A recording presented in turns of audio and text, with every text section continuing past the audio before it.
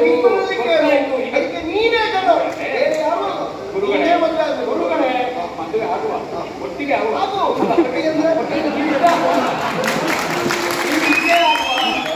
ದೇವತೆಗಳು ನನಗೆ ಅನುಗ್ರಹ ರೂಪವಾಗಿ ಪ್ರಸಾದ ರೂಪವಾಗಿ ಭೀಷ್ಮ ಅದನ್ನು ಎಷ್ಟು ಸಲ ಹೇಳ್ತಿ ಪುಣ್ಯಾತ್ಮ.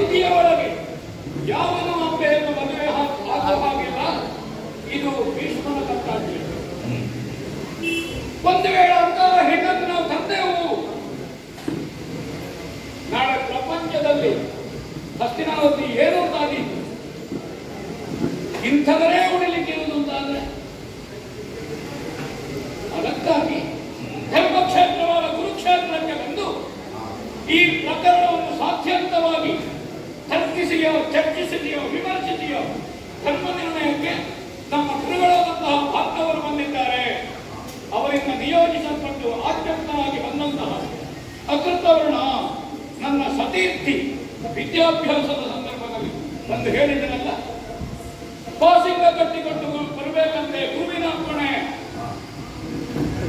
ಸಮುದ್ರವೇ ಭಕ್ತಿ ಹೋಗಲಿ ಅಥವಾ ಸಾಗರ ಬೇರೆ ಮೀರಿ ಹರಿಯಲಿ, ಆಕಾಶ ಕಲಟಿ ಬೀಳಲಿ, ಅಂಬೆಯನ್ನು ಮದುವೆಯಾಗುವಂತಹ ಸನ್ನಿವೇಶ ಇಲ್ಲ ಅಂತ ಕಾರಣ ಇದು ಸ್ಪಷ್ಟ ನಿರ್ಣಯದಲ್ಲಿದೆ.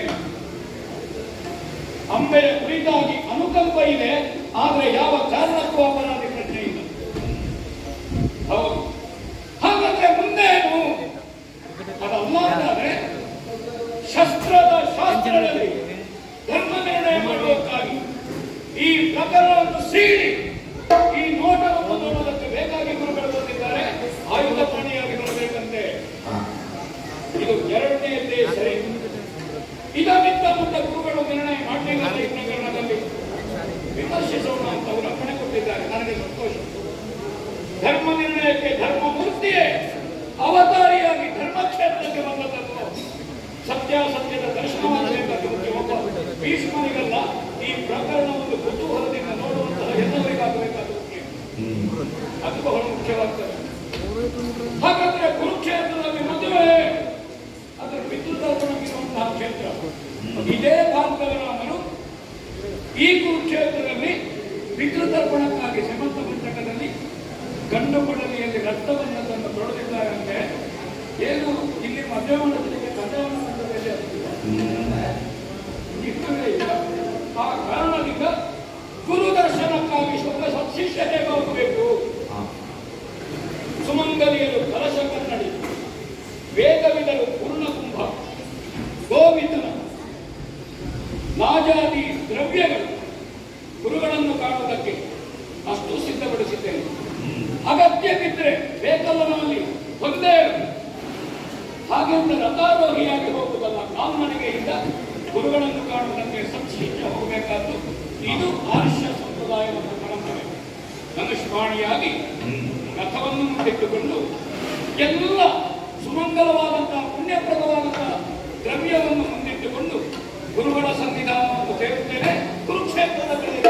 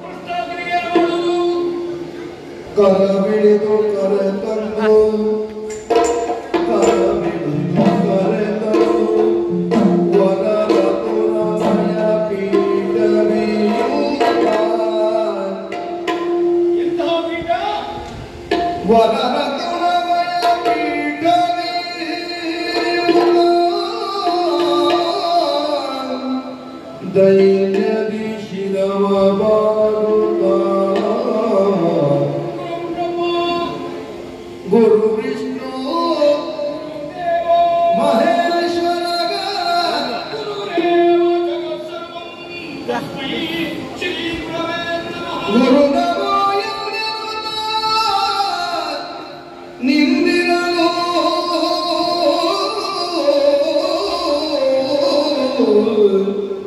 ಧೈರ್ಯದಿ ಶಿರವ ಬಾಗುತ್ತ ಗುರು ನಮೋ ಎಂದೆನುತ ನಿಂದಿದನು.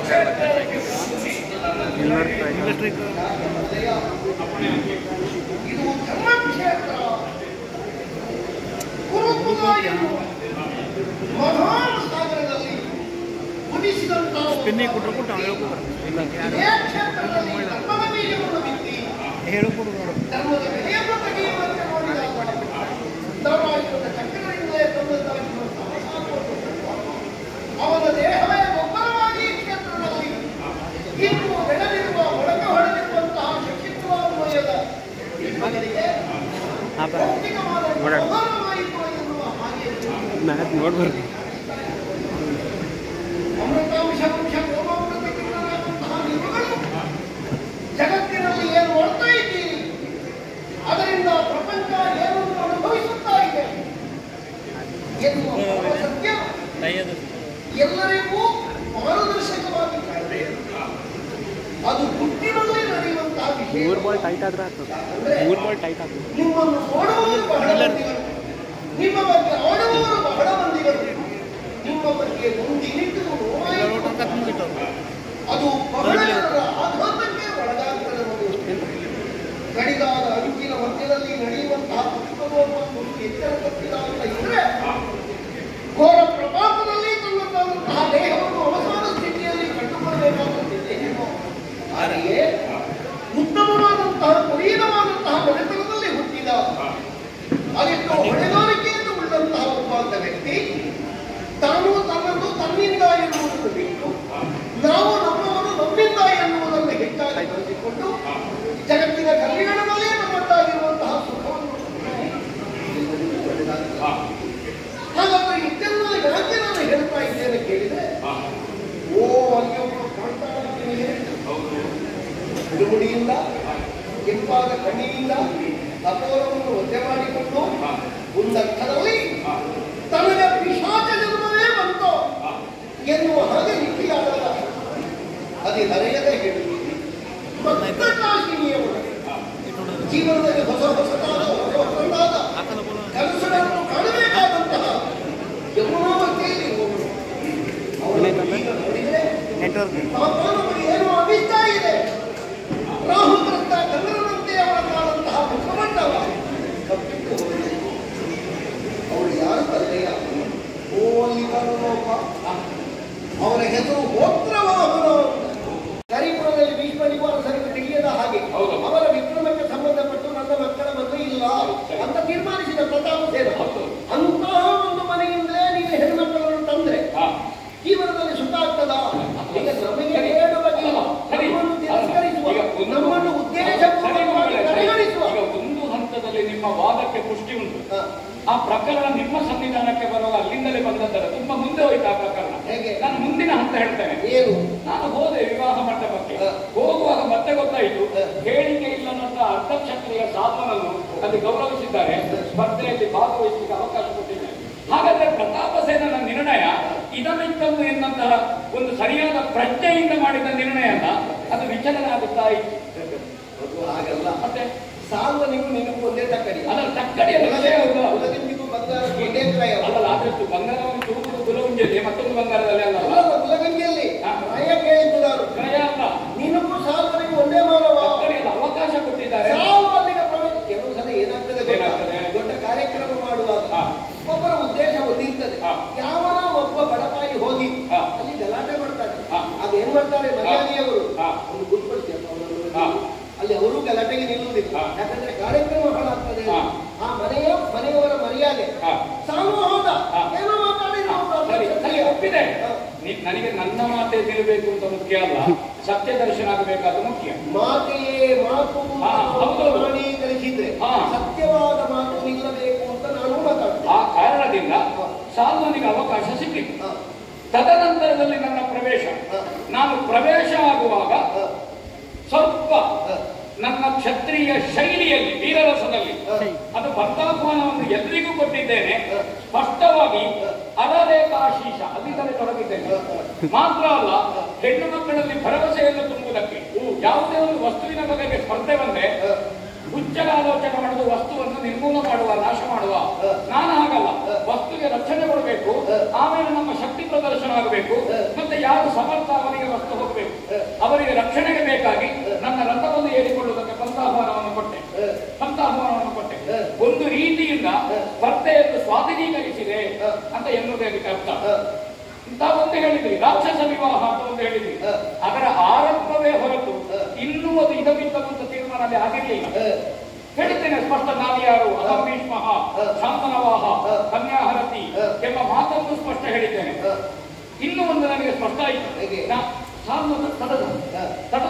ತಡದ ಕೂಡ ಅವನಿಗೆ ಹೊಡೆದೆ. ಓ ಹಾಗಾದ್ರೆ ನಾನು ಇಲ್ಲದೇ ಇದ್ದದಲ್ಲಿ ತನ್ನನ್ನು ಪ್ರತಿಷ್ಠಾಪಿಸುವುದಕ್ಕೆ ಬಂದ ಸಾಲ್ವನಿಗೆ ನಾನು ಕ್ಷಾತ್ರದ ರೀತಿಯಿಂದ ಉತ್ತರಿಸಿದೆ, ಸಿಂಹಾಸನದ ವರ್ಚಸ್ಸು ಉಳಿಯಿತು ಅಂತ ತಿಳಿದೆ. ಸಾಮಂತರು ಎಲ್ಲರೂ ತಮ್ಮ ಆಯುಧಗಳನ್ನು ಕೆಳಗೆ ಹಾಕಿ ನಮ್ಮ ವರ್ಚಸ್ಸನ್ನು, ಜ್ಯೇಷ್ಠತ್ವವನ್ನು, ನಮ್ಮ ಅಧಿಕಾರದ ವ್ಯಾಪ್ತಿಯನ್ನು ಒಪ್ಪಿದರು. ನಿಮಗೆ ಆಮಂತ್ರಣ ನಾನು ಹೇಳಿದೆ ಎಂಬ ಒಕ್ಕಡೆಯನ್ನು ಬದಲಿಸಿದ್ದಾರೆ ಹುಡುಗಿರಪ್ಪ. ಜನರ ನಿಮ್ಮೆಡೆಗೆ ಕಳುಹಿಸುವ ಮನದೊಡೆಗೆ ಚರಣ ದರ್ಶನವಾಯಿತು. ನಿಮಗೆ ಹೇಳಿಕೆ ಮಾಡುವಂತ ಇದ್ದೆ, ನೀವೇ ಬಂದದ್ದು ಒಳ್ಳೇದಾಯಿತು ಅಂತ ಒಬ್ಬ ಹೇಳಿದ್ರೆ ನೀವು ತಿಳ್ಕೊಂಡದ್ದು ತಪ್ಪಾಯಿತು ಅಂತ ಉತ್ತರ ಸಿಕ್ಕಿದ್ರು. ಇಲ್ಲ ಹೊರಗಡೆ ನೀನು ತಿಳ್ಕೊಂಡದ್ದೇಕೆ? ನಮಗೆ ಅದು ಹಗುರ ಮಾತಾಯಿತು. ಪ್ರತಾಪ ಸೇನನ ಬಗ್ಗೆ ಅಷ್ಟು ಹಗುರ ಅಲ್ಲ. ಪ್ರತಾಪ ಸೇನ ಹೊತ್ತಿಗೆ ತನ್ನ ನಿಲುಮೆಯನ್ನು ಬದಲಾವಣೆ ಮಾಡುತ್ತಾ ಹೋಗುವ ಅಂತ ಗೊತ್ತಾಯಿತು. ಹಾಗಾದ್ರೆ ಆ ಸಂಚಾರಿ ಮನೋಭಾವ ಉಳ್ಳವನ ಬಡತಾಯಿಯ ಬಗ್ಗೆ ನಿನಗಾಕೆ ಅಷ್ಟು ಆಕ್ರೋಶ? ಈಗ ಕ್ಷಾತ್ರದಲ್ಲಿ ಅಂತಹ ನಿರ್ಣಯಕ್ಕೆ ಬರುವಾಗ, ಕ್ಷಾತ್ರಕ್ಕೆ ಸಂಬಂಧಪಟ್ಟಂತಹ ಸ್ವಯಂವರ ಪದ್ಧತಿಯ ಪಟ್ಟಾಹ್ವಾನ ನೀಡುವಾಗ ಅದರಲ್ಲಿ ಮತ್ತೆ ಸಂಚಾರಿ ಇಲ್ಲ, ಅದು ಸ್ಥಾಯಿಯಾಗಿರಬೇಕು. ಕೈವರ್ತಿಸಿದ ಹೆಣ್ಮಕ್ಕಳನ್ನು ಕೈವರ್ತಿಸಿದ. ಹೇಳಿದ್ರಂತೆ ರಾಜಕುಮಾರರೆಲ್ಲ. ಹೌದು, ಹೇಳಿದ್ದಾರೆ. ದೇಶಾಧಿಕಾರಗಳೆಲ್ಲ ಹೇಳಿದ್ರು. ಹೌದೌದು, ಭೀಷ್ಮ ಬಂದ ಮೇಲೆ ಭೀಷ್ಮನಿಗೆ ಕೊಡುವುದಿದ್ರೆ, ಭೀಷ್ಮ ಮದುವೆ ಆಗುವುದಿದ್ರೆ ಇನ್ನು ಹೆಣ್ಣುಮಕ್ಕಳ ಭಾಗ್ಯಕ್ಕೆ ಎಳೆಯಿಲ್ಲ ಅಂತ ಹೇಳಿದ್ರು. ಆದ್ರೆ ಅವನ ಹೆಣ್ಣು ಮಕ್ಕಳನ್ನು ಯಾರಿಗೆ ಕೊಡಬೇಕು ಅಂತ ಹೇಳಲಿಕ್ಕೆ ದೇಶಪಾಲಕರ ಚೌಕವರಲ್ಲ, ಅಥವಾ ಹಸ್ತಿನಾವತಿಗೆ ಯಾರು ಹೆಣ್ಣು ಅಂತ ನಿರ್ಣಯ ಮಾಡಲಿಕ್ಕೆ ಅವರು ಅಲ್ಲಲ್ಲ. ನಮ್ಮ ಹೆಣ್ಣು ಯಾರು ಅಂತ ನಿರ್ಣಯ ಮಾಡಲಿಕ್ಕೆ ನಾನಲ್ವ? ಅದಲ್ಲ, ನೀನು ರಥ ಏರಿಸಿದಾಗ ಅವರೆಲ್ಲ ಹೇಳಿದ ಮಾತಿಗೆ ತೃಪ್ತಿ ಉಂಟು ಅಂತ. ತೃಪ್ತಿ ಉಂಟು ಹೇಳ್ತಾರೆ. ಅದು ಪ್ರೀತಿಯಿಂದ ಹೇಳಿ ಎಂದು ಪೆಟ್ಟು ಬಿಡುವಾಗ ಎದುರು ಹೇಳ್ತಾರೆ ಸರಿ ಸರಿ ಸರಿ ಇಲ್ಲ. ಹೋದ ಮೇಲೆ ಹೇಳ್ತಾರೆ ನಾನು ಅವರು ಹೋಗ್ಲಿಕ್ಕೆ ಬೇಕಾಗಿ ಸರಿ ಹೇಳಿದ್ದು, ಸರಿ ಇರುತ್ತೇ ಇಲ್ಲ. ನಾನು ಹೆಣ್ಣು ಮಕ್ಕಳನ್ನು ನನಗೆ ಕೈವರ್ತಿಸಿದ ಮುಂದೆ ತಮ್ಮಿಷ್ಟಗಳು ಹೊಣೆಗಾರಿಕೆಯನ್ನು ಕೊಟ್ಟ ಗುರುಗಳೇ. ಇಲ್ಲಿ ಪ್ರಧಾನವಾಗಿ ಒಂದು, ನಮ್ಮ ಸಿಂಹಾಸನದ ವರ್ಚನ್ನು ಪ್ರತಿಷ್ಠಾಪಿಸುವುದು, ನಮಗೆ ಪರೋಕ್ಷವಾಗಿ ಆದಂತಹ ಅವಮಾನವನ್ನು ತೊಡೆದು ಹಾಕುವುದು. ಎರಡನೆಯದುಂಟು, ಹೊರಡುವಾಗಲೇ ರಾಜಮಾತೆಯವರಲ್ಲಿ ಕೇಳಿ ಮನೆಗೆ ಸೊಸೆಯಂದಿರಾದೀತ ಪ್ರಶ್ನಿಸಿದವಾಗ ವಿಚಿತ್ರವೀರ್ಯರಿಗೆ ಜ್ಯೇಷ್ಠರಾದ್ರು ಪಿತೃಸಮ, ತಮ್ಮನಿಗೆ ಮದುವೆ ಮಾಡಬೇಕಾದಂತಹ ಹೊಣೆ ನನಗುಂಟು, ಹಾಗೆ ತಮ್ಮನಿಗೆ ಬೇಕಾಗಿ ಹೋಗಿದ್ದೇನೆ. ಆದರೆ ಅಲ್ಲಿ ನನಗೆ ಇವಳು ಅನ್ಯಾನುರಕ್ತೆ ಎನ್ನುವ ವಿಷಯ ಗೊತ್ತಾಗಲಿಲ್ಲ. ಮತ್ತು ಅಂತ ಹೇಳ್ತಾರೆ, ನಾವು ಹೇಳಿದ್ವಿ ತಿಳಿಬೇಕಿತ್ತು ಅಂತ. ಹಾರುವ ಹಕ್ಕಿಯ ಪಥ, ಹರಿದಾಡುವ ಹಾವಿನ ಪಥ ಇರುವುದು ಆಯ್ತಾ, ಅಥವಾ ಮೀನಿನ ಹೆಜ್ಜೆ, ಹೆಣ್ಣಿನ ಮನಸ್ಸು, ಇದು ಎಂತಹ ವಿದ್ವಾಂಸ ನೀವು ತಿಳಿಲಿಕ್ಕೆ ಬರ್ತಾರ ಗುರುಗಳೇ? ನಿಮಗಾಗ್ತದೆ, ನೀವು ನಿಮ್ಮದು ಕಿವಿಯಿಂದ ಉಂಟು, ನನ್ನಲ್ಲಿಲ್ಲ. ನಾವು ಮೃಣ್ಮಯರು. ಆ ಕಾರಣದಿಂದ ನಾನು ಆಚಾರ್ಯ ಹೌದು, ಅನುಷ್ಠಾನ ಮಾಡ್ತೇನೆ ಹೌದು. ಒಂದು ಹೆಣ್ಣಿನ ಮನಸ್ಸನ್ನು ತಿಳಿಯುವುದು ಹೇಗೆ ಗುರುಗಳೇ? ನನಗೆ ಯಾವ ಓದಿನಲ್ಲಿ ಒಂದು ಸಿಗಲಿಲ್ಲ. ಹೇಳ್ತಲ್ಲ ಮೌಲ್ಯಪರಾಡಿ ಪುಷ್ಪಾಡಿ ವೇದವಲ್ಲಂಚವಾಯಸೆ ಮತ್ಸ್ಯಪಾದೇಶಲೇ ಪತ್ನಿ ರಾರೀಚಿತ್ತಮಾಗಚ್ಚಂತಿ ಬ್ರಹ್ಮನಿಗೂ ಆಗುವುದಿಲ್ಲ. ನೀವೀಗ ಅದು ನಾಲಿಗೆ ಅದು ಎದು ಬರ್ತದೆ ಹೇಳಿದ್ದು ಇರುವ ಜಾತಿಗೆ ನಿನ್ನ ಪ್ರವೇಶ ಯಾಕೆ ಅಂತ ಹೇಳ್ತೇನೆ. ಇಲ್ಲಿ ಇರುವ 3 ಮಕ್ಕಳು ಹೆಣ್ಣು ಮಕ್ಕಳಲ್ಲಿ ಯಾರಿಗೂ ಬೇರೆ ಯಾರಿಗಾದ್ರೂ ಮಾತು ಕೊಟ್ಟವರು ಇದ್ದೀರಾ ಅಂತ ಕೇಳುವ ಅಸಂಸ್ಕೃತನ ಗುರುಗಳೇ ನಾನು ಹೇಳಿ ಕೇಳಬಹುದಾ? ಹೇಳಿ ಅಲ್ಲ, ಪಣಕ್ಕೆ ಬದ್ಧರಾಗಿ ವರಹಮಾಲಿಗೆ ಹಿಡ್ಕೊಂಡು ಸಾಲಕೃತ ಕನ್ಯೆಯರಾಗಿ ಮಂಟಪದಲ್ಲಿ ನಿಂತಿದ್ದಾರೆ ಗುರುಗಳೇ ವೇದಿಕೆಯಲ್ಲಿ. ಯಾರು ಇನ್ನೊಬ್ಬರಿಗೆ ಮಾತು ಕೊಟ್ಟವರು ಅಂತ ಹೇಳಿದ್ರೆ ನಾಳೆ ನೀವೇ ಕೊಡಲಿಯನ್ನು ಅಲ್ಲಿಂದ ಬಿಸಾಡ್ತಿದ್ದೀನಿ ನಾನು ಇರುವಲ್ಲಿಗೆ ಗೊತ್ತಿಗೆ. ಈಗ ಹೌದಾ? ನಾವು ಸ್ವಲ್ಪ ಮುಂದುವರಿಸುವ. ನನಗೆ ಬೇಕಾಗಿರೋ ಅಲ್ಲ, ನೀನೀಗ ತಂದಿದ್ದೇನೆ. ತಂದ ಮೇಲೆ ಕೇಳಿದ್ದೆ ನಿನ್ನ ತಮ್ಮನಿಗೆ ಮದುವೆ ಮಾಡುವುದು ಬಿಟ್ಟು ಕೇಳಿದ್ದೆ ಅಲ್ಲ. ಯಾಕೆಂದ್ರೆ ನಾವು ಯಾವಾಗಲೂ ಗೊತ್ತಿರ್ತದೆ, ಆದರೂ ಹೀಗೆ ನಿಶ್ಚಯ ತಮ್ಮನಾಗಿರ್ತದೆ, ಗಂಡು ನಿಶ್ಚಯ ಆಗಿರ್ತದೆ, ಆಮಂತ್ರಣ ಪತ್ರಿಕೆ ಹೋಗ್ತದೆ. ಮದುವೆ ಮಂಟಪದಲ್ಲಿ ನಿಂತ ತಂದೆ ಹೇಳ್ತಾನೆ ಸೋದರ ಮಾವನ ಹತ್ರ, ಮಗಳನ್ನು ಇವನಿಗೆ ದಾರಿಯನ್ನು ಕೊಡ್ತೇನೆ, ಅಡಿಯನ ಹತ್ರ ಮಗಳನ್ನು ಇವನಿಗೆ ದಾರಿಯನ್ನು ಕೊಡ್ತೇನೆ ಅಂತ. ಅವಾಗ ಸೋದರ ಮಾವ ಅಂತ ಅವನಿಗೆ ಬೇಡ ಅಂತ ಇಲ್ಲ. ಶಿಷ್ಟಾಚಾರ ಗುರುಗಳನ್ನು ಅದಕ್ಕೆ ಬೇಕಾಗಿ ಕಲಿದು ನನ್ನ ತಮ್ಮ ರೂಪವಂತ ವಿದ್ಯಾವಂತ, ಅವನ ಜೊತೆಗೆ ನೀವು ಸಪ್ತಪದಿಯನ್ನು ತುಳಿಬೇಕು ಅಂತ ಹೇಳುವುದು ಗುರುಗಳನ್ನು. ಯಾಕಂದ್ರೆ ಅಲ್ಲಿ ನಾನು ಕಣ್ಣು ಕೆಂಪು ಮಾಡಿ ಗರ್ಜನೆ ಮಾಡಿ ಕರ್ಕೊಂಡು ಬಂದದ್ದು. ಇಲ್ಲಿ ಕುಟುಂಬದವಲೋಕನಾಗಿ ನಾಳೆ ಹೊಸ ಮನೆಯಲ್ಲಿ ಕೆಲವು ಸಲ ಏನಾಗ್ತದೆ ಗೊತ್ತಾಗಲಿ, ನಾವು ಹೆಚ್ಚು ಕಲಿತರೆ ಕೆಲವೊಂದು ವಿಷಯಗಳು ನಮಗೆ ಗೊತ್ತೇ ಆಗುವುದಿಲ್ಲ. ಈ ಗ್ರಾಮ್ಯವಾಗೆಲ್ಲ ಹೇಳ್ತಾರೆ, ಮುಂದಿನ ಬಾಗಿಲು ಗಟ್ಟಿ ಇದ್ರೆ ಹಿಂದಿನ ಬಾಗಿಲ ಚಿರಕವೇರುವುದಿಲ್ಲ ಅಂತ ಕೆಲವು ಸಲ. ಈ ದೊಡ್ಡ ದೊಡ್ಡ ವಿಷಯದಲ್ಲಿ ಆಗುವ ನನಗೆ ಮುಂದಿನ ಬಾಗಿಲೂ ಚಿಲಕ ಇಲ್ಲ, ಹಿಂದಿನ ಬಾಗಿಲೂ ಚಿಲಕ ಇಲ್ಲ.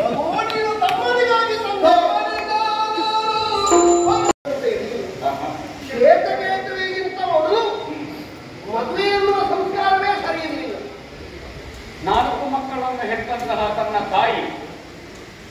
ಕೈ ಹಿಡಿದ ಗಂಡನನ್ನು ಪ್ರಾಯಕ್ಕೆ ಬಂದ ಮಕ್ಕಳನ್ನು ಬಿಟ್ಟು ಶ್ವೇತಕೇತುವಿನ ತಾಯಿ ಹೊತ್ತು ಹೋದದ್ದು ವಿಡನಲ್ಲಿ. ಹೌದಲ್ಲ? ಆವಾಗ ಶ್ವೇತಕೇತುವಿಗೆ ಕಂಡದ್ದು ಹೆಣ್ಣು ಗಂಡಿನ ಕಾಮ ವ್ಯವಹಾರಕ್ಕೆ ವಿವಾಹ ಸಂಸ್ಕಾರ ಬೇಕು, ಒಬ್ಬನ ಜೊತೆಗೆ ಒಬ್ಬನಿಗೆ ಬಾಳುವಂತ ಮಾಡಿದವರು ಶ್ವೇತಕೇತುಗಳು. ಹೌದಲ್ಲ? ಆ ನಂತರ ಅಷ್ಟಾಂಗ ವಿವಾಹ ವಿಧಿಗಳನ್ನು ಮಾಡಿದ. ಅದನ್ನು ನೀನು ಸವಿವರವಾಗಿ ರಾಶಿಯಲ್ಲಿ ಹೇಳಿದ್ದಿ ಎಂದು ನಮಗೆ ವರದಿಗಳು. ಇಷ್ಟೆಲ್ಲ ತಿಳಿದ ನೀನು ಹೆಣ್ಮಕ್ಕಳನ್ನು ರಾಕ್ಷಸ ವಿಧಿಯಿಂದ ಎತ್ತಿಕೊಂಡು ಬಂದೆ. ಅದು ರಾಕ್ಷಸ ವಿಧಿಗೆ ಸೇರಿದರು. ಒಂದು ಬಲಾತ್ಕಾರವಾಗಿ ಎಲ್ಲರ ಸದ್ದಡಗಿಸಿ ಆ ಹೆಣ್ಣಿನ ಮೇಲೆ ಅಧಿಕಾರವನ್ನು ಸ್ಥಾಪಿಸಿ ತಾವು ಕೈವಶ ಮಾಡಿಕೊಂಡು ಬರುವುದು. ಅಹಂ ಶಾಂತರವಹ ಧನ್ಯೋಹರತಿ ಎನ್ನುವ ಉದ್ದೇಶವನ್ನು ಮಾಡುವುದು. ಸಾಧ್ಯಾದ್ರ ತಡೆಯುವ ಮಕ್ಕಳಿದ್ರೆ ಬನ್ನಿ ಅಂತ ಹೇಳುವುದು. ಅದು ರಾಕ್ಷಸ ವಿವಾಹಕ್ಕೆ ಸಂಬಂಧಪಟ್ಟದ್ದು. ಈಗ ನೀನು ಹೇಳಿದೆಯಲ್ಲ, ಶಾಸ್ತ್ರಕ್ಕೆ ಸರಿ ಉಂಟು ಗುರುಗಳೇ ಎಲ್ಲ ರಾಕ್ಷಸ ವಿಧಿಯಂತೆ ತಂದವ. ಇನ್ನೊಬ್ಬರಿಗೆ ಕೊಡ್ಲಿಕ್ಕೆ ಉಂಟೇನು? ಇನ್ನೊಬ್ಬರಿಗೆ ಕೊಡ್ಲಿಕ್ಕೆ ಉಂಟು. ಸಿಂಹವನ್ನು ಬೇಟೆಯಾಡಿದ್ರೆ ತನ್ನಂತಿರುವಂತಹ ಬೇಟೆಯನ್ನು ಮತ್ತೊಂದಕ್ಕೆ ಬಿಟ್ಟು ಮಾಡ್ಲಿಕ್ಕೆ ಉಂಟ. ತಾನು ತಿಂದು ತನಗೆ ಬೇಡ ಅಂತಾದ ಮೇಲೆ ಬಿಟ್ಟೋದಿರ್ತದೆ. ತಾನು ತಿನ್ನದೆ ಮತ್ತೊಬ್ಬರಿಗೆ ಕೊಟ್ಟೀತೋ ಇದು ವಿಷಯ.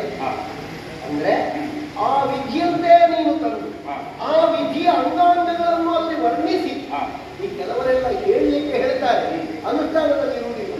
ಶಾಸ್ತ್ರ ಹೇಳುವವರೆಲ್ಲ ಅನುಷ್ಠಾನದಲ್ಲಿ ಇರಿಸಿದ್ದಾರೆ ಎನ್ನುವುದು ಈ ಆಚಾರ್ಯ ಪದವಿಗೆ ವ್ಯಾಖ್ಯಾನ ಬರುವುದು. ಒಂದು ತಪ್ಪು ಹಾಗೆ ಮಾಡಿದರು. ಎರಡೇ ವಿಷಯ, ತಂದ ನೀನು ತರುವಾಗಲೇ ನನ್ನ ತಮ್ಮನಿಗೆ ಎನ್ನುವಂತಹ ಒಂದು ದೃಢ ವಿಶ್ವಾಸದಿಂದ ದೃಢ ಸಂಕಲ್ಪದಿಂದ ತಂದೆ. ನೀನೇ ಹೇಳಿ ಮಾತೆಯಾದಂತಹ ಸತ್ಯವತಿ ದೇವರಲ್ಲಿಯೂ ವಿಷಯವನ್ನು ವಿಮರ್ಶೆ ಮಾಡಿ ಅಲ್ಲಿ ಹೋಗಿ ಹೆಣ್ಮಕ್ಕಳನ್ನು ತರುವುದು ತಮ್ಮನಾದಂತಹ ವಿಚಿತ್ರ ವೀರ್ಯನಿಗೆ ಎನ್ನುವುದೇ ನಿನ್ನ ಹೋಗುವಾಗ ಇದ್ದ ನಿರ್ಧಾರ. ಆದರೆ ಆ ನಿರ್ಧಾರದಲ್ಲಿ ಬದಲಾವಣೆ ಉಂಟಾ? ಇರಬಾರ್ದಲ್ಲ. ಒಬ್ಬ ಆಜ್ಞನಾದವ ಒಂದು ನಿರ್ಧಾರಾತ್ಮಕವಾದಂತಹ ವಿಷಯವನ್ನು ಕೈಗೆತ್ತಿಕೊಂಡ ಮೇಲೆ ಅದು ಪರ್ವತ ಗರೆದ ಬಿದ್ದರೂ ಅದರಲ್ಲಿ ವಿಚಾರಣೆ ಇಲ್ಲ. ನೀನು ಕೇಳಿದ್ದೆ ಯಾಕೆ ಕೇಳಿದ್ರೆ ಹೇಳ್ತಿ? ಒಂದು ಸಂಸ್ಕಾರಕ್ಕಾಗಿ ಕೇಳಿದೆ. ಸಂಸ್ಕಾರಕ್ಕಾಗಿ ಕೇಳಿದಾಗ ಕೆಲವು ತಲೆ ಕೆಟ್ಟವರು ಹೇಳ್ತಾರೆ ನನಗೆ ಆಗುದಿಲ್ಲ ಅಂತ. ಕೆಲವು ಸಲ ವಿವಾಹ ನಿಶ್ಚಿತಾರ್ಥದ ಮೇಲೆ ಕೆಲವು ಸಲ ಗಂಡು ಹೆಣ್ಣಿನ ಸಂಬಂಧ ತಪ್ಪಿ ಹೋಗುವುದು. ಅದು ಮನೆಯವರು ಸ್ವಲ್ಪ ಮಾತಾಡಿದ್ರೆ ಮಾತ್ರ ಎಷ್ಟು ಕೊಟ್ಟದನ್ನು ಸರಿ ಮಾಡಿದ್ರೆ ಸರಿಯಾಗ್ತದೆ. ಅದಕ್ಕೆ ಬದಲಾವಣೆ ಇಲ್ಲ. ಈಗ ಅಮ್ಮ ಹೇಳಿದ್ರು ನನಗೆ ಆಗೋದಿಲ್ಲ ಅಂತ ಹೇಳಿದ್ರು, ನೀವು ಬಿಟ್ಟದೆ ಯಾಕೆ ಅವಳು? ಈಗ ಛಾತ್ರದಲ್ಲಿ ತಂದ ಮೇಲೆ ರಾಕ್ಷಸ ವಿಧಿಯಂತೆ ತಂದ ಮೇಲೆ ತರುವಾಗ ತಮ್ಮನಿಗೆ ಸಂಕಲ್ಪ ಇದ್ದ ಮೇಲೆ ತಂದದ್ದನ್ನು ನೀನು ಬಿಟ್ಟುಕೊಟ್ಟದ್ದು ಯಾಕೆ? ಈಗ ಅಲ್ಲಿಂದ ತಪ್ಪಿದ್ದು ನೋಡು. ಅಲ್ಲಿಂದ ಸರಿ ಉಂಟು, ಬಿಟ್ಟು ಕೊಟ್ಟೆ. ಕೊಟ್ಟದ್ದಾದ್ರೂ ಸರಿ ಉಂಟು. ಯಾಕೆ ಕೊಟ್ಟೆ? ಅವಳು ಕೇಳಿದ್ದಕ್ಕಾಗಿ ಕೊಟ್ಟೆ. ಅವಳು ಅನ್ಯಾಯಮತ್ತೆ ಎನ್ನುವುದನ್ನು ನೀನು ತಿಳಿಯಿಲ್ಲ. ಬೇಡ, ತಿಳಿಯುವುದು ಬೇಡ. ನೀನೊಬ್ಬ ಮನುಷ್ಯ, ನಮ್ಮ ಹಾಗೆ ಕ್ರಾಂತದರ್ಶಿ ಅಲ್ಲ. ನೀನು ತಿಳಿಯಲಿಲ್ಲ. ಅವಳು ಹೇಳಿದ ಮೇಲೆ ನಿನಗೆ ಗೊತ್ತಾಯಿತು. ನೀನು ಕಳಿಸಿದೆ. ಕಳಿಸಿ ಸಾವು ಏನು ಹೇಳಿದ? ನೀನು ಅವನ ರಥದಲ್ಲಿ ಹೋದ ಕಾರಣ ನನಗೆ ಆಗುವುದಿಲ್ಲ ಅಂತ ಹೇಳಿದ. ಆರೋಪ ಎಲ್ಲಿಗೆ ಬಂತು? ನಮ್ಮ ಕಾರಣ ಬಂತು. ಹಾಗಾದ್ರೆ ಅಲ್ಲಿ ಅವ ಪರಿಚಯಿಸಿದ್ದಕ್ಕೆ ನಾವು ಸಂಬಂಧಿಗಳಾಗಿದ್ದೇವೆ ಅಂತಂದ್ರೆ ನೀನೇನ್ ಮಾಡ್ಬೇಕಿತ್ತು? ಸಾವನನ್ನು ಕಳಿಸಬೇಕಿತ್ತು. ಒಂದ ನೀನೇ ಸಾವನಲ್ಲಿಗೆ ಹೋಗಬೇಕಿತ್ತು. ಈ ಎರಡೂ ಮಾಡಿದೆ. ಅಂಬೆ ಪುನಃ ತಿರುಗಿ ಬಂದರಂತೆ ನಿನ್ನಲ್ಲಿಗೆ, ನನಗೆ ಅಲ್ಲಿ ಹಾಗೆ ಹೀಗಾಗಿದೆ ಅಂತ. ಅದಕ್ಕೆ ಎಲೆ ಮುಖಲೇ ನೀನು ನಿನ್ನನ್ನು ಅರಮನೆಯಿಂದ ಹೊರಗೆ ಹಾಕೇನು. ನಮ್ಮ ದಾಸವರ್ಗದಲ್ಲಿರುವವರು ನಿನ್ನನ್ನು ಮದುವೆ ಆಗದೆ ಹಾಗೆ ನಾನು ಮಾಡಿಕೊಂಡೇನು. ನೀನು ಹೇಳ್ತಿ ಒಳ್ಳೆಯವರು ಮೂಲ ಅಸ್ತಿತ್ವವನ್ನು ಅರಿಸುವುದಲ್ಲ, ಆ ಹೆಣ್ಮಕ್ಕಳ ಜೀವನದಲ್ಲಿ ಅವರಿಗೆ ಮದುವೆ ಇಲ್ಲ ಅಂತ ಆಗುವುದು ಬೇಡ. ಹಾಗಾಗಿ ಆ ಕಾರ್ಯಕ್ರಮ ನಿಂತರೆ ಆ 3 ಮಂದಿ ಹೆಣ್ಮಕ್ಕಳಿಗೂ ಮದುವೆ ಇಲ್ಲ ಅಂತ ಆಗ್ತದೆ ಎನ್ನುವ ಕಾರಣದಿಂದ ನಾನು ತಂದೆ, ನಾನೇ ಅವರಿಗೆ ತಂದೆ, ಅವರ ತಂದೆಯೇ ನನಗೆ ತಂದೆ ಅಂತ ಹೇಳಿದ. ಈ ವ್ಯಾಖ್ಯಾನ ಮಾಡ್ತೀನಿ. ಆದರೆ ಇಲ್ಲಿ ಅವಳ ಹೆಣ್ಣಿನ ಜೀವನ ಹಾಳಾಗಿದೆ. ಅವಳು ನೋಡುವಂತ ಕಣ್ಣೀರು ಸುರಿತಾ ಇದ್ದಾಳೆ. ನನಗೆ ಗತಿಯಿಲ್ಲ ಅಂತ ಹೇಳ್ತಾಳೆ. ನನ್ನಲ್ಲಿ ದೂರು ಬಂದಿದೆ. ನನ್ನ ಶಿಷ್ಯ ನೀನು, ನನಗೆ ದೂರು ಬಂದಿದೆ. ಯಾಕೆ ದೂರು ಬಂದಿದೆ? ನಿನಗೆ ನಾನೊಬ್ಬರೇ ಗುರುವಲ್ಲ, 4 ಮಂದಿ ಗುರುಗಳಿದ್ದಾರೆ. ಯಾಕೆ ಅವರಲ್ಲಿಗೆ ಹೋಗಲಿಲ್ಲ? ನನ್ನಲ್ಲಿಗೆ ಯಾಕೆ ಬಂತು? ಶಶಿಕುಲದಲ್ಲಿ ಬಂದ ಶೌರ್ಯವು ಸಂಘಟನೆ ಜವಾಬಾರವು. ಅಲ್ಲಿ ನೀನು ನಮ್ಮಿಂದ ಕಲಿತಂತಹ ವಿದ್ಯೆಯನ್ನೇ ಪ್ರದರ್ಶನಕ್ಕಿಟ್ಟು ಶಾಸ್ತ್ರಜ್ಞತೆಯ ತೋಳಬರುವಿನಿಂದ ಅಸ್ತ್ರ ವಿದ್ಯಾ ಸಂಪನ್ನತೆಯಿಂದ ಗೆದ್ದೆ ಎನ್ನುವುದರಿಂದಲೇ ಗುರುಗಳೇ ನೀವು ಇಟ್ಟು ಕಲಿಸಿದ್ರ ಹೇಳಿದ್ದೇನೆ ಮಗು. ಶಸ್ತ್ರವನ್ನು ಕೆಳಗಿಡುವ ಹೊತ್ತಿನಲ್ಲಿ ಹೇಳಿದ್ದೇನೆ, ಓ ಬ್ರಾಹ್ಮಣ ಹೆಣ್ಮಕ್ಕಳಿಗೆ ತೊಂದರೆಯಾದ್ರೆ ಕೆಳಗಿಟ್ಟಂತಹ ಪಡೆಯನ್ನು ಮತ್ತೊಮ್ಮೆ ಎತ್ತಬೇಕಾಗ್ತದೆ ಅಂತ ನಾನು ಹೇಳಿದ್ದೇನೆ. ಹಾಗಾಗಿ ಹೆಣ್ಣೊಬ್ಬಳ ಕಣ್ಣೀರು ನನಗೆ ಸಹ್ಯವಾದದ್ದಲ್ಲ, ಅವಳ ಜೀವನಕ್ಕೆ ಭದ್ರತೆ ಇಲ್ಲ ಎನ್ನುವುದು ನಮಗೆ ಸಹ್ಯವಾದದ್ದಲ್ಲ. ಆದ್ದರಿಂದ ನಾನು ಕೂಡ ಅಪ್ಪಣೆ ಇದ್ದೇನೆ, ವರಿಸಿ ಈಗ ಅವಳನ್ನು ಮದುವೆ ಆಗು. ನೀನು ಅಲ್ಲಿಗೆ ಬಂದ್ರ? ಅಲ್ಲಿಗೆ ಬಂದೆ. ಅದು ನಿಮ್ಮ ಹಾಗಾದ್ರೆ ಯಾವ ನೆಲೆಯಲ್ಲಿ ಅಪಹರಿಸಿದೆ? ಸಿಂಹಾಸನದ ಒಬ್ಬ ಸಂಧಿ ವಿಗ್ರಹಿಯಾಗಿ ನಾನು ಅಪಹರಿಸಿದೆ. ದಿಗ್ವಿಜಯಕ್ಕೆ ಹೋಗುವಾಗ ಅಥವಾ ಇಂತಹ ಕ್ಷಾತ್ರದ ಗಂಧಾಹ್ವಾನಕ್ಕೆ ಹೋಗುವಾಗ ನಾವು ಏನನ್ನು ಸ್ವಾಧೀನೀಕರಿಸ್ತೇವೆ ಅದನ್ನು ಸಿಂಹಾಸನಕ್ಕೆ ಒಪ್ಪಿಸಬೇಕಾದದ್ದು ನಮಗೆ ಧರ್ಮ. ಅಷ್ಟ ಸೌಭಾಗ್ಯದಲ್ಲಿ ಕನ್ಯೆ ಎನ್ನುವುದು ಒಂದು ರತ್ನಪ್ರಾಯವಾದದ್ದು. ಹಾಗದ ಕಡೆ ರತ್ನ ಹಾರೀತ ಪಾರ್ಥಿವಾಹ. ಈ ಪಾರ್ಥಿವ ಧರ್ಮದಂತೆ ಆ ಹೆಣ್ಣುಮಕ್ಕಳು ರತ್ನಪ್ರಾಯರು ಎಂಬ ನೆಲೆಯಲ್ಲಿ ನಾನು ಕನ್ಯಾಹಾರತಿ. ಆ ಕಾರಣದಿಂದ ಪೂರ್ವ ಸಂಕಲ್ಪದಂತೆ ಕಾಯೇನ ವಾಚ ಸಿಂಹಾಸನಾಧೀಶ್ವರನಾದಂತಹ ವಿಚಿತ್ರ ವೀರ್ಯನಿಗೆ ಒಪ್ಪಿಸಬೇಕಾದದ್ದು ಈ ನೆಲೆಯಲ್ಲಿ ಧರ್ಮ ಅಂತ ನಾನು ಕೊಟ್ಟೆ. ಈಗ ವಿವಾಹಕ್ಕೆ ಸಿದ್ಧನಾದಂತಹ ತಮ್ಮನಿಗೆ ಹೆಣ್ಣುಮಕ್ಕಳನ್ನು ಅಪಹರಿಸಿದನ್ನು ಕೊಡಬೇಕಾದ ಸ್ಥಿತಿ ಹತ್ತಿರವತಿ ಬಂತ ಅವಗಣಿಸಿದ ಕಾರಣ ಹಿಂದೆ ಹೇಳಿದ್ದೇನೆ. ಯಾಕಂತ ಹೋಗಬೇಕು ತಮ್ಮನನ್ನು ಕರ್ಕೊಂಡು ಹೋಗಬಹುದಿತ್ತಲ್ಲ ಅಥವಾ ತಮ್ಮನನ್ನೇ ಕಳಿಸಬಹುದಿತ್ತಲ್ಲ? ಯಾಕೆ ಅದು ಬ್ರಾಹ್ಮಣದಲ್ಲಿ ಸರಿ, ಶಾಸ್ತ್ರದಲ್ಲಿ ಶಕಂ ಪ್ರತಿ ಶಾಕ್ಯಂ, ಮುಳ್ಳನ್ನು ಮುಳ್ಳಿನಿಂದಲೇ ತೆಗೆಯಬೇಕು. ಅದನ್ನೇ ನಿನ್ನ ತಮ್ಮ ತೆಗೆಯಬಹುದಿತ್ತಲ್ಲ? ತಮ್ಮ ತೆಗೆಯಲಿಕ್ಕೆ ನಾನು ಇದ್ದೇನೆಲ್ಲ ಸರ್ವಸಮರ್ಥನಲ್ಲ.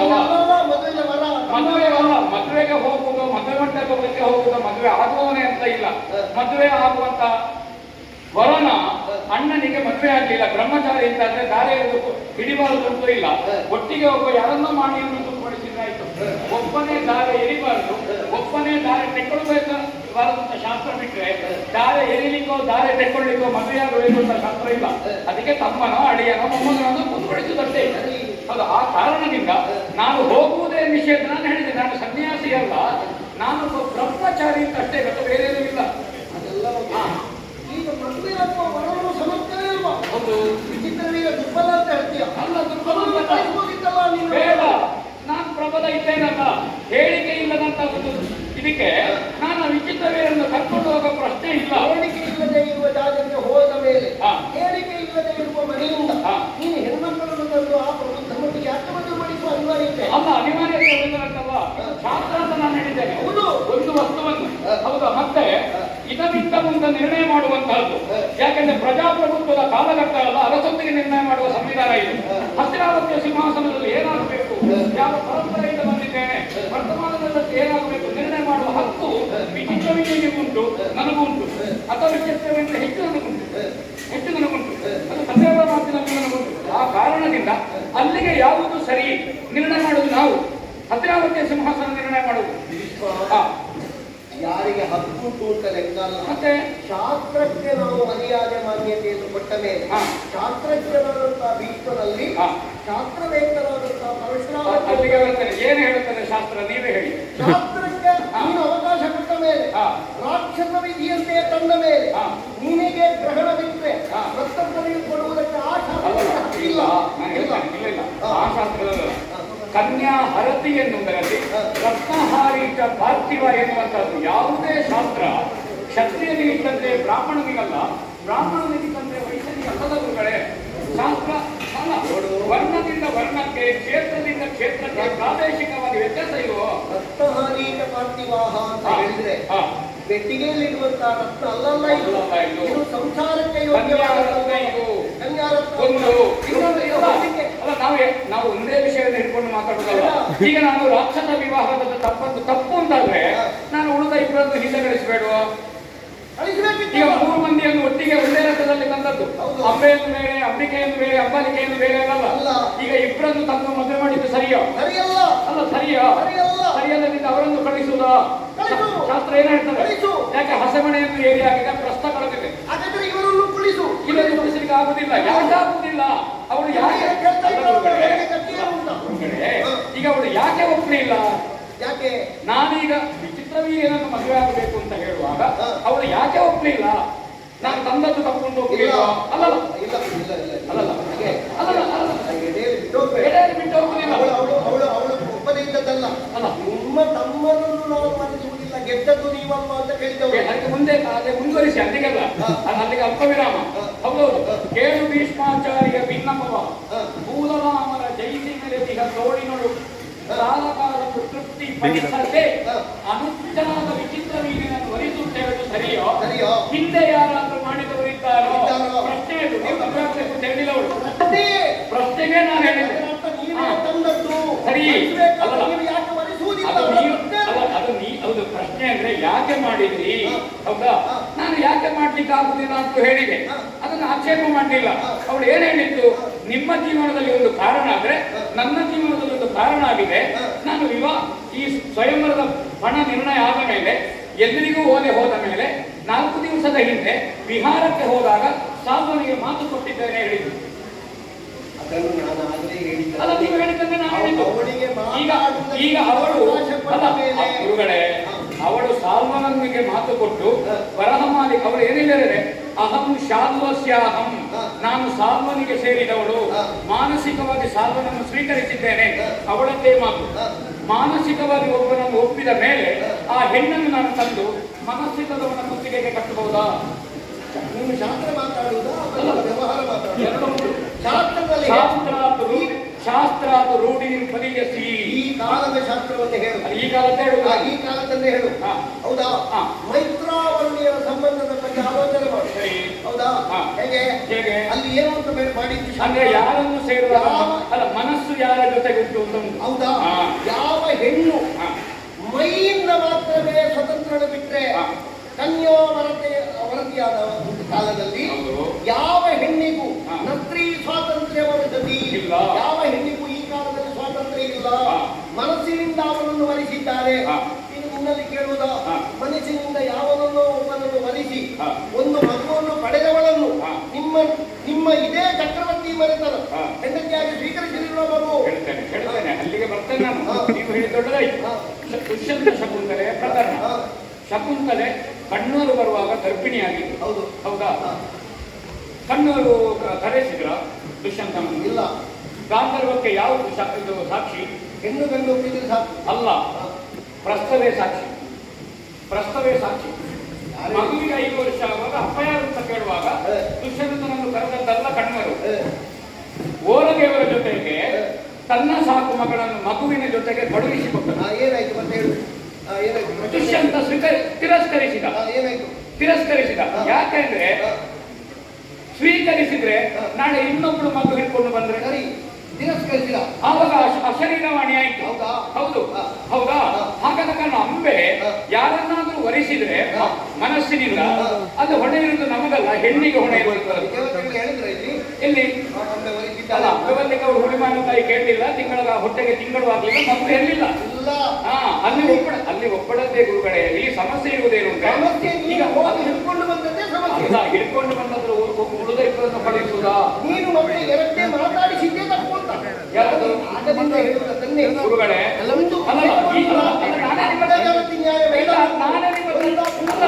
ಅದರ ಹಿಂದೆ ಹೋಗುವ. ಈಗ ಒಬ್ಬನಿಗೆ ಮಾತು ಕೊಟ್ಟ ಮೇಲೆ, ಗಾಂಧರ್ವ ವಿಧಿಯಿಂದ ಭರಿಸಿದ ಮೇಲೆ ನಾನು ವಿವಾಹ ಮಂಟಪಕ್ಕೆ ಹೋಗುವ ಮೊದಲು ಕನ್ನಡದದ್ದು ವರಹಮಾಲಿ ಮಂಟಪದಲ್ಲಿ ನಿಲ್ಲಬಹುದು. ಯಾರು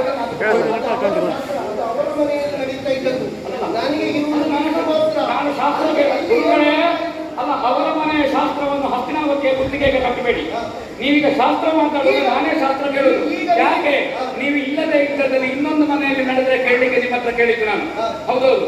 ಒಬ್ಬನಿಗೆ ಮಾತು ಕೊಟ್ಟು ಗಾಂಧರ್ವ ರೀತಿಯಿಂದ ಸ್ವೀಕರಿಸಿದ ಮೇಲೆ, ಹೌದಾ, ತಂಗಿಯರು ಯಾರಿಗೆ ಬೇಕಾದ್ರೂ ಕೊಟ್ಟು ನಾನು ನಿಮ್ಮ ಜೊತೆಗೆ ಬರ್ತೇನೆ ಅಂತ ಹೇಳಿದ ಅಂಬೆ ವರಹಮಾಲಿಕೆಯನ್ನು ಹಿಡ್ಕೊಂಡು ಆ ಸ್ವಯಂವರವೇ ಬಣ ಇದ್ದ ಮದುವೆಯಲ್ಲಿ ಮಂಟಪದಲ್ಲಿ ನಿಂತಿದ್ದಾಳೆ. ಇದು ಸರಿಯೋ? ಇದು ಸರಿಯೋ? ಶಾಸ್ತ್ರ ಏನು ಹೇಳ್ತಾರೆ? ನಾನು ಒಂದು ಮಾತು ಕೇಳ್ತೇನೆ.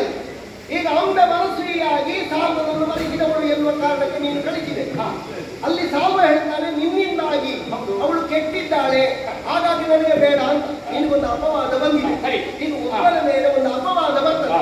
ಆ ಅಪವಾದವನ್ನು ಹೋಗಲಾಡಿಸಿಕೊಳ್ಳಬೇಕಾದದ್ದು ಅಪವಾದ ಬಂದವರಿಗೆ ಹೊಣೆ ಹೌದೋ ಅಲ್ವಾ? ಈಗ ನೀನೇನ್ ಮಾಡ್ತೀನಿ? ನೀನು ಕೊಂಡು ನನಗೆ ಒಂದು ವಿಷಯ ಒಮ್ಮೆ ಹೇಳಿದ ಅರ್ಥ ಆಗ್ತದೆ. ಈಗ ಅದಕ್ಕೆ ಹೇಳ್ತಾನೆ, ಅದಕ್ಕೆ ಅದಕ್ಕೆ ಶಾಸ್ತ್ರಕ್ಕೆ ಸರಿಯಾದ ಆಧಾರ ಉಂಟು.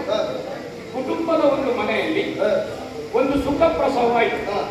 ಯಾರೋ ಒಬ್ಬ ಹೇಳಿದ, ಇವನ ಮನೆಯಲ್ಲಿ ಧಾರ್ಮಿಕ ಕಾರ್ಯಕ್ರಮ ಉಂಟು, ನಿಮಗೆ ಅಮೆ ಉಂಟು ಅಂತ ಹೇಳಿದ. ಸೂತಕ ಹೆರಿಗೆಯಾಗಿದೆ ಅಂತ ಆಚರಿಸಬೇಕು ಅಂತ ಇಲ್ಲ. ಹುಟ್ಟಿದ ಮಗುವಿಗೆ ಯಾರು ಅಪ್ಪನೋ ಅವ ಹೇಳಿದ್ರೆ ಮಾತ್ರ ಸೂತಕಾಚರಣೆ, ಸಾರ್ವಜನಿಕರು ಹೇಳಿದ್ರೆ ಸೂತಕಾಚರಣೆ ಇಲ್ಲ. ಅಥವಾ ಒಂದು ಮನೆಯಲ್ಲಿ ಒಬ್ಬ ವೃದ್ಧ ಸತ್ತಿದ್ದಾನೆ, ಇವನ ಮನೆಯಲ್ಲಿ ಪುಣ್ಯ ಕಾರ್ಯಕ್ರಮ ಉಂಟು, ಯಾವನೊಬ್ಬ ಹೇಳಿದ ಅಲ್ಲಿ ಒಬ್ಬ ಒಂದು ಹೆಣ ಬಿದ್ದಿದೆ, ನೀವು ಪುಣ್ಯ ಕಾರ್ಯಕ್ರಮ ಮಾಡಬಾರದು ಅಂತ. ಆ ಸತ್ತವನಿಗೆ ಯಾರು ಔರಸ ಪುತ್ರನೋ ಅವ ಹೇಳಿದ್ರೆ ಮಾತ್ರ ಸೂತಕಾಚರಣೆ. ಎಲ್ಲಿಯೋ ಒಬ್ಬ ಸಾಧುವ ಅಂಬೆಯನ್ನು ತಿರಸ್ಕರಿಸುವುದಕ್ಕೆ ನೀನು ಭೀಷ್ಮರ ಜೊತೆಗೆ ಬೆರೆತು ಬಂದಿದ್ದೆ ಅಂತ ಹೇಳಿದ್ರೆ ನಾನು ನಿಮಗೆ ಭಂಡಕ್ಕೆ ತೆಗೆದುಕೊಳ್ಳೋದು ಬೇಡ ಗುರುಗಳೇ. ಯಾಕಂದ್ರೆ ಊರಿನಲ್ಲಿ ಯಾರ್ಯಾರು ಎಂತ ಹೇಳಿಕೊಂಡು ಅದನ್ನು ಇದ್ದವರಿಗೆಲ್ಲ ಹಂಚಿದ್ರೆ ಹಬ್ಬಿದ್ರೆ ನಾನು ಯಾಕೆ ತಲೆ ಬಿಸಿ ಮಾಡುದು? ನಾಳೆ ಇನ್ನೊಬ್ಬ ಹೇಳ್ತಾನೆ, ಹೌದು ಭೀಷ್ಮ ಯಾವುದೋ ಒಂದು ಹೆಣ್ಣಿಗೆ ಹೊಟ್ಟೆ ಮಾಡಿದ್ದಾನೆ ಅಂತ, ಆವಾಗ ಹುಟ್ಟುವಾಗ ನಾಮಕರಣಕ್ಕೆ ಕೊಟ್ಟು ನಾನು ಕೊಂಡೋಗ್ಬೇಕಾ?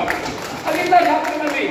ಮತ್ತೆ ಊರಿನಲ್ಲಿ ಯಾರೋ ಹೇಳಿದ್ದಾರೆ ಅಂತಲ್ಲ, ಈ ಪ್ರಕರಣದಲ್ಲಿ ಅಲ್ಲಲ್ಲಿ ನಿನ್ನ ಸುದ್ದಿ ಬರ್ತದೆ. ಅಲ್ಲ, ನನ್ನ ಸುದ್ದಿ ಬರಲಿ, ಸುದ್ದಿ ಬರ್ತದೆ. ನಿಮಿಷ ಆಗ್ಲಿಕ್ಕೆ ನೋಡುವೇಳ. ನೀವು ಸುದ್ದಿ ಹೇಳಿ. ಈಗ ನೀನು ರಥ ಏರಿಸಿ ಏರಿಕೆಯನ್ನೆಯ ರಥ ಏರಿಸಿ ನೋಡಿದವರಿದ್ದಾರೆ, ಇಲ್ಲಿ ಬಂದು ಇಬ್ಬರು ನಿನ್ನ ತಮ್ಮನ್ನು ವರಿಸಿದವರಿದ್ದಾರೆ.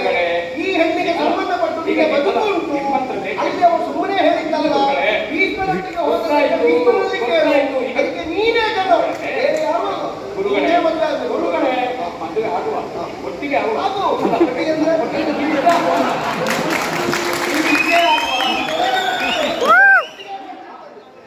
ನೀವು ಇಷ್ಟೇ ಆಗುವ ಅಂತ ನಾನು ಯಾಕೆ ಹೇಳಿದೆ ಅಂತ ಕೇಳಬೇಕು.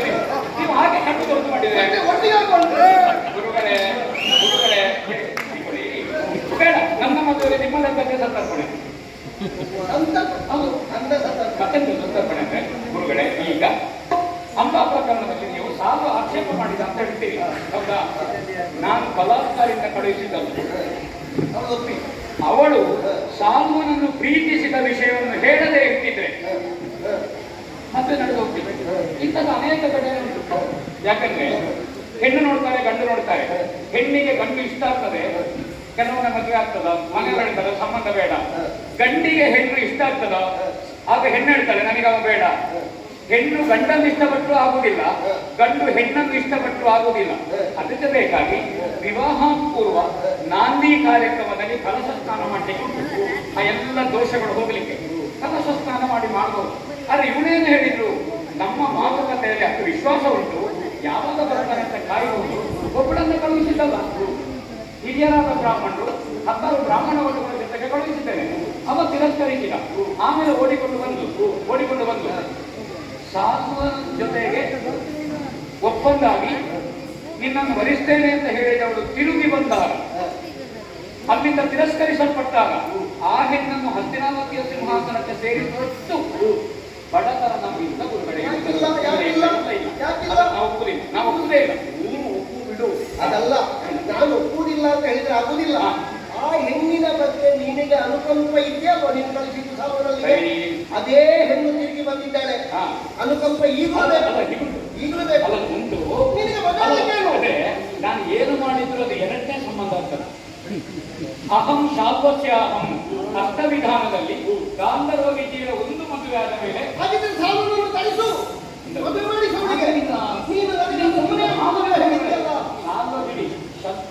ದುಷ್ಯಂತನನ್ನೇ ಕಣ್ಮರು ಪರಿಸಲಿಲ್ಲ. ಕ್ಷತ್ರಿಯ ಸಾಲು ಅರ್ಥ ಕ್ಷತ್ರಿಯ ದೇವರಲ್ಲಿ ಪ್ರಕರಣದಲ್ಲಿ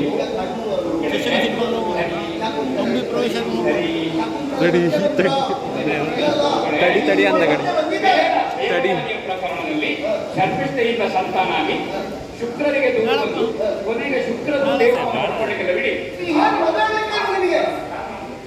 ಬರ್ತೇನೆ.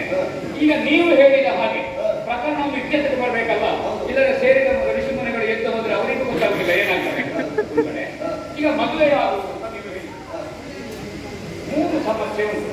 ಅದಕ್ಕೆ ಪರಿಹಾರ ಹೇಳಿದ್ರೆ ಆಲೋಚನೆ ಮಾಡಬಹುದು ಆಗ್ತೇನೆ ಅಂತ. ಏನು ಸಮಸ್ಯೆ? ನಾನೀಗ ಅಂಬೆಯನ್ನು ಮದುವೆಯಾದೆ, ದಾಶರಾಜನ ಮನೆಯಂಗಳದಲ್ಲಿ ಸಿಂಹಾಸನದ ತ್ಯಾಗ ಮಾಡಿ, ಆವಾಗ ದಾಶರಾಜ ಮಗಳ ಬದುಕಿನ ಭದ್ರತೆಯ ಬಗ್ಗೆ ಮುಂದೆ ಸಂತಾನ ಆಗುವ ಮಕ್ಕಳು ಹಕ್ಕು ಕೇಳುತ್ತಾರೆ. ಇದು ನಾನು ಹಾಡು ಮಾತಿನಲ್ಲಿ ಹೇಳಿದ್ದು. ಆ ಸಂದರ್ಭದಲ್ಲಿ ಲೋಕದಲ್ಲಿರುವ ಹೆಣ್ಮಕ್ಕಳೆಲ್ಲ ಭಾಗೀರ ಎಂಬ ಧ್ವನಿಯ ಆಶಯದಲ್ಲಿ ಸಿಂಹಾಸನ ತ್ಯಾಗಕ್ಕೆ ಬದ್ಧತೆಯಾಗಿ ಬ್ರಹ್ಮಚರ್ಯವನ್ನು ಇಟ್ಟಿದ್ದೇನೆ ನಾನು.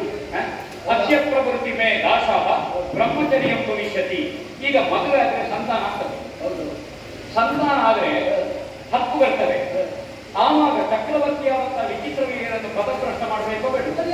ಮತ್ತೆ ಹಾಕುಂಟಲ್ಲ, ಇಲ್ಲ ಮತ್ತೆ ಬಿಟ್ಟಾದ್ರೂ ಮಕ್ಕಳಿಗೆ ಹಕ್ಕು ಬರ್ತದೆ ಅಂದ್ರೆ ಬ್ರಹ್ಮಚರ್ಯ ಅಲ್ವಾ?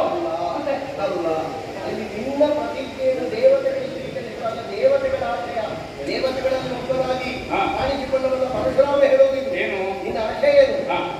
ಅಲ್ಲಿ ದಾಶರಾಮ ಏನು ಹೇಳಿದ? ಒಂದು ವೇಳೆ ಪೀಠವನ್ನು ನೀನಿವತ್ತು ತೆಗೆಸಿದ್ರು, ನಾಳೆ ನೀನು ಮದುವೆಯಾದ್ರೆ ಇಲ್ಲಿ ಹಕ್ಕುಂಟು ಅಂತ ಬರಬಹುದಾದ ಕೆಟ್ಟ ಮಕ್ಕಳು ಹುಟ್ಟಿದ್ರೆ ಅದಕ್ಕೆ ನೀನು ಅಲ್ಲ, ಕೆಟ್ಟ ಮಕ್ಕಳು ಹುಟ್ಟಿದ್ರೆ ಅಂತ ನೀವು ಶಬ್ದ ಸೇರಿಸಬೇಡಿ. ನಾನೇ ಸಾಕ್ಷಿಯಾಗಿದ್ದ ಪ್ರಕರಣ, ನಿಮಗೆ ದಿವ್ಯ ದೃಷ್ಟಿ ಉಂಟು, ನಾನು ಇರುವ ಪ್ರಕರಣದಲ್ಲಿ ನೀವು ಬೇರೆ ಹೇಳಲಿಕ್ಕಿಲ್ಲ. ಅಲ್ಲಿ ಇದ್ದ ಆಶಯ ಅಧಿಕಾರವನ್ನು ನಾವು ತ್ಯಾಗ ಮಾಡಿದ ಮೇಲೆ ದಾಶರಾಜನಂತವ ಪ್ರಶ್ನಿಸ್ತಾನೆ ಬಿಟ್ಟರೆ ನಾಳೆ ನೀನು ಮದುವೆ ಆದ್ರೆ ನಿನ್ನ ಮಕ್ಕಳಿಗೆ ಹಕ್ಕು ಬರ್ತದೆ. ನೀವು ಸುಳ್ಳು ಹೇಳಬಹುದು, ಶಾಸ್ತ್ರದಲ್ಲಿ ಸುಳ್ಳಲ್ಲ. ಈಗ ತಂದೆ ನೀನು ತ್ಯಾಗ ಮಾಡಿ ಗುರುಗಳೇ, ನಾನು ನನ್ನ ಮಕ್ಕಳೇ ಆಗಬಾರದು ಅಂತ ಬ್ರಹ್ಮಚರ್ಯ ಅನುಷ್ಠಾನ ಮಾಡಿದ್ದು. ಹಕ್ಕು ಬರಬಾರದು ಅಂತ ಮಕ್ಕಳಾದರೆ ಹಕ್ಕು ಬರ್ತದೆ. ಅದು ಹೇಗೆ ಬರ್ತದೆ? ಹೇಗೆ ಮಕ್ಕಳಾದ ಕಾರಣ ಬರ್ತದೆ? ಇಲ್ಲ, ನಮ್ಮ ಅಧಿಕಾರವನ್ನು ನಾವು ದೇವತೆಗಳ ಸಾಕ್ಷಿಯಾಗಿ ಮತ್ತೊಬ್ಬರಿಗೆ ಹಸ್ತಾಂತರಿಸಿದ ಮೇಲೆ ಅಲ್ಲಿಗೆ ಬರ್ತದೆ.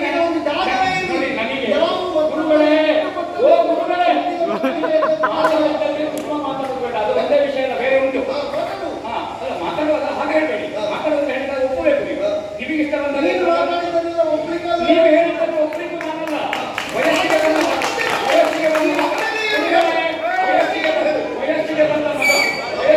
ಶಿಷ್ಯ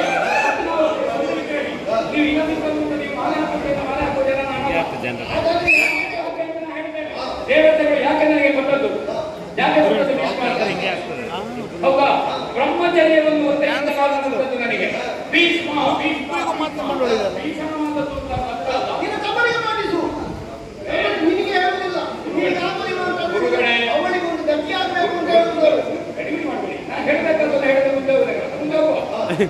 ಗುರುಗಳೇ, ಈಗ ನನಗೆ ದೇವತೆಗಳು ಭೀಷ್ಮ ಅಂತ ಕೊಟ್ಟಿದ್ದಾರೆ. ನಾನು ಮದುವೆ ಆಗಬೇಕು ಅಂತ ನನಗೆ ಭೀಷ್ಮ ಕೊಟ್ಟದ್ದು ಹಿಂದೆ ಕೊಡಬೇಡ.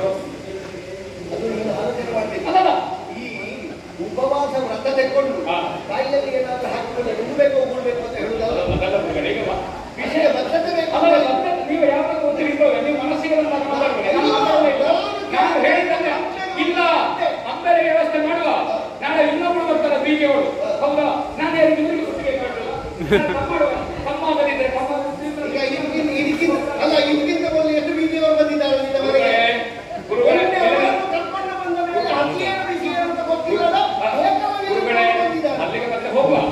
ಅಲ್ಲಿಗೆ ಮತ್ತೆ ಹೋಗುವ ಲೋಕದಲ್ಲಿ ಕೊಪ್ಪೆ ಹೊಡೆದಂತ ಕೆಲವು ಉತ್ತರ ಹೇಳಬೇಕಾದ್ದು ರಾಜಪ್ರಜ್ಞೆ ಅಲ್ಲ. ಹೌದಾ? ಇನ್ನೊಂದು ಗುರುಗಳೇ, ಅಲ್ಲ, ನೀವು ನಾನು ಉತ್ತರ ಹೇಳಬೇಕು ಅಂತ ಉತ್ತರ ಒಟ್ಟು ಮಾತಾಡಬೇಕು. ಅದೀಗ ಅವಸರ ಮಾಡಬೇಡಿ, ಹೇಳಬೇಕಾದುಂಟು. ದೇವತೆಗಳು ನನಗೆ ಅನುಗ್ರಹ ರೂಪವಾಗಿ ಪ್ರಸಾದ ರೂಪವಾಗಿ ಭೀಷ್ಮ ಅದನ್ನು ಎಷ್ಟು ಸಲ ಹೇಳ್ತಿ ಪುಣ್ಯಾತ್ಮ.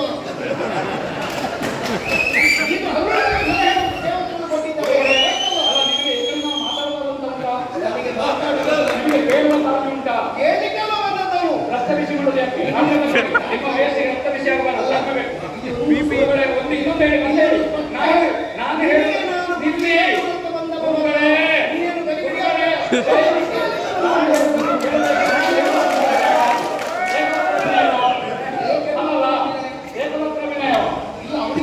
ಅವಳಿಗೆ ಮತ್ತೆ ನಿಮಗೆ ಹೇಳ್ತೇನೆ, ನೀವು ಹೇಳಿ, ನಾನು ಹೇಳುವುದಿಲ್ಲ.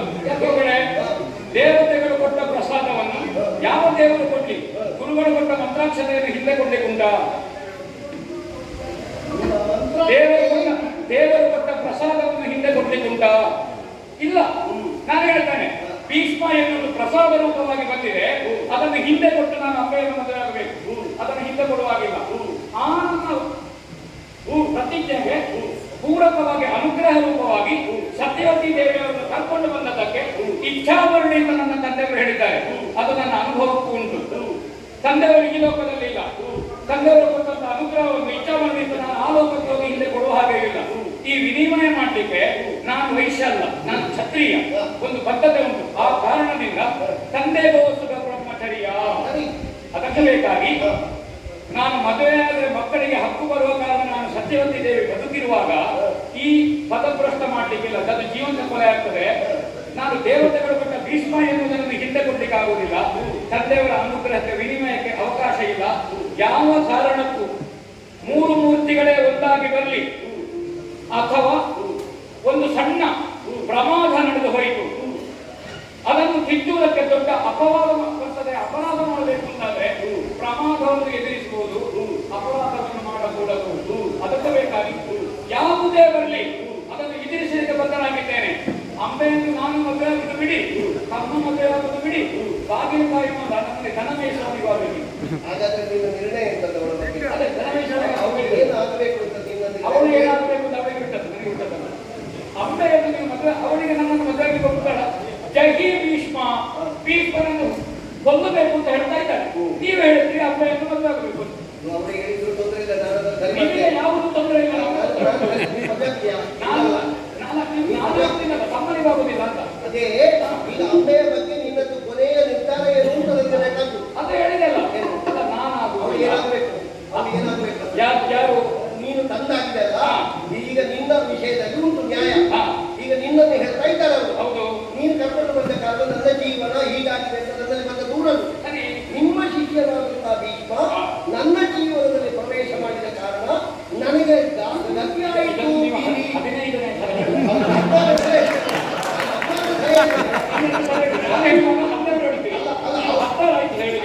ಹೇಳುವುದಕ್ಕೆ ಹೇಳುತ್ತರ, ಅವರು ಹೇಳುವುದಕ್ಕೆ ನಾನು ಉತ್ತರ ಹೇಳುವುದಿಲ್ಲ, ನೀವು ಹೇಳುವುದಕ್ಕೆ ಉತ್ತರ ಹೇಳುವುದಿಲ್ಲ. ಏನು ಅಂತ ಅಂಬೆಯನ್ನು ವರಿಸುವುದಿಲ್ಲ, ಜೀವನಕ್ಕೆ ಅವನು ಎಲ್ಲಿಗೆ ಬೇಕಾದ್ರೂ ನನಗೆ ಇದು ಭೀಷ್ಮ ಭೀಷ್ಮ ಅಲ್ಲ. ಮಕ್ಕಳನ್ನು ಕರ್ಕೊಂಡು ನನಗೆ ಈಗ ನಿನ್ನ ನ್ಯಾಯವನ್ನು ಕಟ್ಟಿಕೋ. ಈಗ ನೀನು ಹೇಳ್ತಿ ಕಲಿಪುರದಲ್ಲಿ ಭೀಷ್ಮನಿಗೆ ಹಾಗೆ ಅಂತ ಹೇಳಿದ್ದಕ್ಕೆ ನಾನು ಹೋದೆ. ಹೋಗುವಾಗ ಅವರ ಮನೆಯನ್ನು ಪುಡಿ ಮಾಡಿ ಬರ್ಬೋದಿತ್ತಲ್ಲ. ಹೆಣ್ಣುಮಕ್ಕಳು ಜೀವನದಲ್ಲಿ ನಿರ್ಗತಿಕರಾಗಬಾರ್ದು, ಅವರಿಗೆ ಮತ್ತೆ ನೆಟ್ಟತ್ತಿಗೆ ಸಿಕ್ಕುವುದಿಲ್ಲ. ಅರ್ಥ ಮಾತಾಡಬೇಡಿ, ಬಾಯಿಗೆ ಬಂದದ್ದು. ಅವಳು ಬಣಕ್ಕೆ ಬದ್ಧರಾದ ಹೆಣ್ಣು ಮಕ್ಕಳು. ಅಂಬೆ ಸಾಲ್ವನ ಹೆಂಡತಿಯನ್ನು ನಾವು ಮದುವೆ ಆಗಲಿಕ್ಕೆ ಆಗುವುದಿಲ್ಲ. ಅದು ಎರಡನೇ ಸಂಬಂಧ ಆಗ್ತದೆ. ಎರಡನೇ ಅವಳು ಹೇಳಿದ್ದು, ಅವಳು ನಾನು ಸಾಲ್ವನಿಗೆ ಸೇರಿದವಳು ಅಂತ ಹೇಳಿಲ್ಲ ಅಂತ ಹೇಳಿ ನಿಮ್ಮ ಮುಂದೆ ನಾನು ಕೊಂಡೋಗ್ತಾ ಇರುವುದು ತಮ್ಮನಿಗೆ ಅಂತ ನೀನು ಹೇಳಿಲ್ಲ. ಗೊತ್ತಿಲ್ಲ ಅಲ್ಲ, ಅಲ್ಲಿ ಹೇಳಿಲ್ಲ ಯಾರಲ್ಲಿಯೂ. ಅಲ್ಲಿ ಗೊತ್ತಿಲ್ಲ ಹೆಣ್ಣಿಗೆ. ನಾನು ಹೇಳುವುದಾಗೆ ಉತ್ತರ ಆಗಲೇ ಹೇಳಿದ್ದೇನೆ. ಹೆಣ್ಣಿನ ಮನಸ್ಸು ಮೀನಿನ ಹೆಜ್ಜೆ. ಅದಕ್ಕೆ ನೀವು ಶ್ಲೋಕವನ್ನು ಹೇಳಿದಿರಲ್ಲ. ಮತ್ತೆ ಅದಲ್ಲ, ನೀವು ಪ್ರಾರಂಭದಲ್ಲಿ ಮಾಡಿದ ತಪ್ಪಲ್ಲಿಂದಲೇ ತಮ್ಮನಿಗೆ ಕೊಂಡೋಗುವುದು. ಹೌದಾದ್ರೆ ಕಾಶಿಯಿಂದ ನೀನು ಕಾಶೀಶ ಕೈವರ್ತಿಸಿ ಕೊಡುವಾಗಲೇ ಹೇಳಬೇಕಿತ್ತು, ನನಗಲ್ಲ ತಮ್ಮನಿಗೆ ಅಂತ.